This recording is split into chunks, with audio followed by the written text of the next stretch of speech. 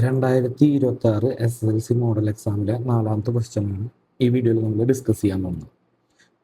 ചോദിച്ചുള്ള ചോദ്യം എന്താണെന്ന് വെച്ചിട്ടുണ്ടെങ്കിൽ ഇത് റിപ്പീറ്റഡ്ലി ചോദിക്കുന്ന ഒരു ചോദ്യമാണ് കേട്ടോ. അപ്പോൾ അത് നന്നായി ശ്രദ്ധിച്ച് വേണം പഠിക്കാൻ. What are the X coordinates of the points where the graph of the polynomial P of X is equal to X square minus 9x + 14 cuts the X axis? ഇത് നോക്കിയാൽ ഏതൊരു പോളിനോമിയലും ഗ്രാഫിക്കലി നമുക്ക് റെപ്രസെൻറ്റ് ചെയ്യാൻ പറ്റും. അതുപോലെ തന്നെ ഒരു സെക്കൻഡ് ഡിഗ്രി പോളിനോമിയലിൻ്റെ ജനറൽ ആയിട്ടുള്ള ഷേപ്പ് എന്ന് പറഞ്ഞാൽ പരാബോളയായിരിക്കും. അപ്പോൾ ഇതാണ് പോളിനോമിയൽ എന്ന് പറയുന്നത് പി ഓഫ് എക്സ്. ഇത് എക്സ് ആക്സിനെ ടച്ച് ചെയ്തു എന്ന് പറഞ്ഞു കഴിഞ്ഞാൽ പോളിനോമിയലിൻ്റെ വാല്യൂ എന്തായി പോവും? 0 ആയി പോവും. അപ്പോൾ ഇവിടെ മനസ്സിലാക്കേണ്ടത് എന്താ വെച്ചാൽ എക്സ് ആക്സിസിനെ ഇന്റർസെക്ട് ചെയ്യുക, കട്ട് ചെയ്യുക എന്നുള്ളത് കണ്ടു കഴിഞ്ഞാൽ അപ്പോൾ തന്നെ നിങ്ങളുടെ തലയിൽ എന്ത് കത്തണം? പോളിനോമിയലിൻ്റെ വാല്യൂ എന്തായി പോയി? 0 ആയി പോയി. അതിന് കറസ്പോണ്ടിങ് എക്സ് വാല്യൂസ് കണ്ടുപിടിച്ചാൽ മതി. ഓക്കെ അല്ലേ? അപ്പോൾ ഇത് നോക്കിയാൽ P of X is equal to എന്താണെന്നുള്ളത് നോക്കിയാൽ P of X is equal to എന്താണെന്നുള്ളത് എക്സ് സ്ക്വയർ മൈനസ് 9x + 14. ഇനി ക്വസ്റ്റ്യൻ വായിച്ച് നോക്കുമ്പോൾ നിങ്ങൾക്ക് എന്ത് മനസ്സിലായി? നിങ്ങളുടെ ഗ്രാഫ് എന്തിനെ ടച്ച് ചെയ്യുന്ന പോയിന്റ് വേണം? എക്സ് ആക്സിനെ കട്ട് ചെയ്യുന്ന പോയിന്റ് വേണം. അപ്പോൾ എക്സ് ആക്സിനെ കട്ട് ചെയ്യുമ്പോൾ പി ഓഫ് എക്സ് എന്തായി പോവും?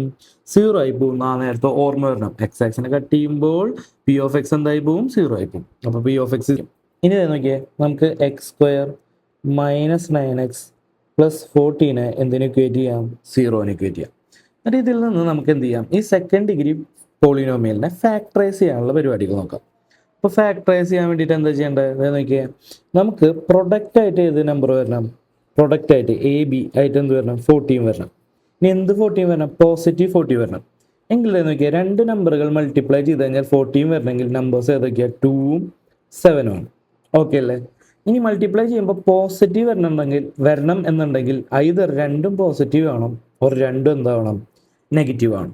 ഇനി നോക്കിയാൽ സമ്മ് എന്തായിരിക്കണം? A + B. ഇത് കോയിഫിഷ്യൻ്റ് നോക്കിയാൽ എക്സിൻ്റെ കോയിഫിഷ്യൻ്റ് എന്താ? -9 ആണ്. എന്താണ്? -9 ആണ്.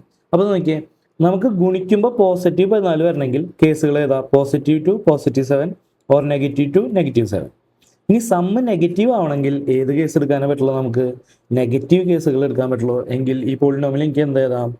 x - 2 × x - 7 = എന്തെന്ന് എഴുതാം? 0 എന്ന് എഴുതാം. എങ്കിൽ രണ്ട് സംഖ്യകൾ തമ്മിൽ ഗുണിച്ചാൽ 0 കിട്ടണമെന്നുണ്ടെങ്കിൽ ഐദർ ആദ്യത്തെ സംഖ്യ 0 ആവണം, അതിൻ്റെ അർത്ഥം x - 2 0 ആവണം, ഓർ x - 7 എന്താവണം? 0 ആവണം. അതിൻ്റെ അർത്ഥം എക്സ് എന്താവണം? 2 ആവണം, അല്ലെങ്കിലോ എക്സ് എന്താവണം? 7 ആവണം. എങ്കിൽ നമ്മളോട് എന്ത് കണ്ടുപിടിക്കാനാണ് പറഞ്ഞുള്ളത്? X coordinate കണ്ടുപിടിക്കാനാണ് പറഞ്ഞുള്ളത്.